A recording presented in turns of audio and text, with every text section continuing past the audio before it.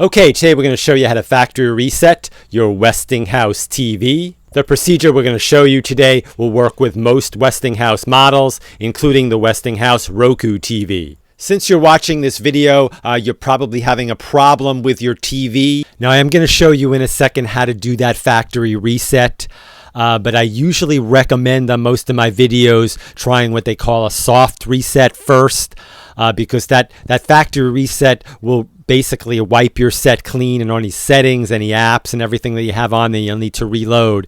So you should probably try, if possible, the reset I'm going to describe here, the soft reset first. If that does not work, I'll go on with the hard reset, the factory reset, and then that should take care of your problem. Now, the soft reset is real easy to do. That's all you need to do is unplug the TV from the wall.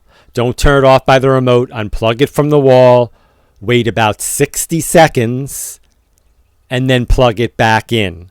In most cases, this will solve, believe it or not, a lot of your problems. Okay, if this doesn't take care of your problem, then you can do the factory reset. We're going to show you how to do that now.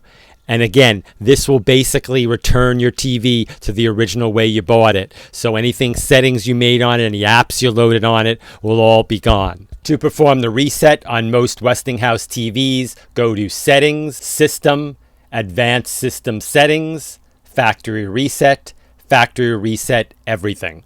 That's our video for today. As always, thank you very much for watching, and please remember to subscribe.